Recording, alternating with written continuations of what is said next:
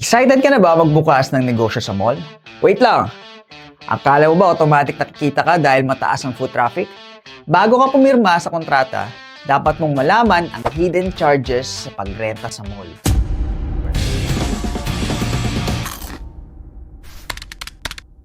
Maraming negosyante ang nalulugi, hindi dahil mahina ang benta, kundi dahil hindi nila alam ang tunay na bigat na gastos sa loob ng mall.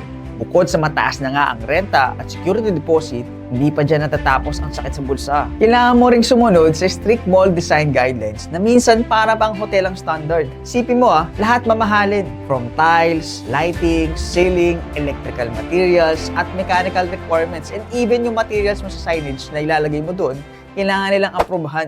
Based on our experience sa pagtatayo ng branches sa malls, umaabot ang construction cost ng 2 to 3 times kumpara sa isang regular store sa labas. So, ibig sabihin, kung meron kang budget na 500,000, pwede maging 1.5 million ang budget mo kapag itatayo mo to sa loob ng mall. Eto pa, after mo magbukas, magugulat ka na lang dahil tumaas ang bayarin mo sa renta. Dahil merong hidden fees katulad ng marketing dues, maintenance cost, percentage rent, at insurances. At kapag hindi mo ito napaghandaan, baka malunod ka sa gastos bago ka pa man kumita. Akala ng iba sapat na ang magandang location para maging successful ang negosyo nila. Pero hindi ito guaranteed. Kahit nasa prime spot ka, kung hindi mo alam ang tamang business strategy, hindi ka rin magtatagal sa industriya. Marami sa aming franchisees na nagugulat sa laki ng investment nila sa mall. Yung akala nilang sapat na budget, biglang kinakapos sa dami ng hidden charges at mall requirements.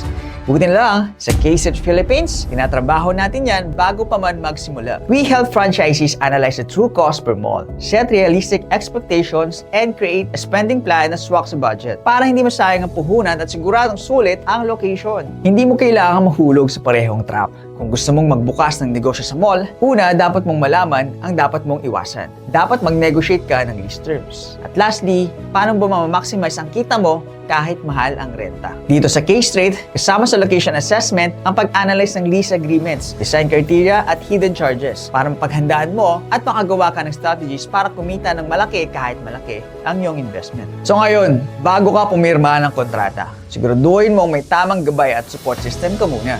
So message us today para malaman mo kung paano maiwasan mga pitfalls ng mall rentals at magkaroon ng isang successful na food business. Kung meron ka natutunan sa video na to, please like, share, subscribe dito sa aming channel, and see you on our next Big Bite.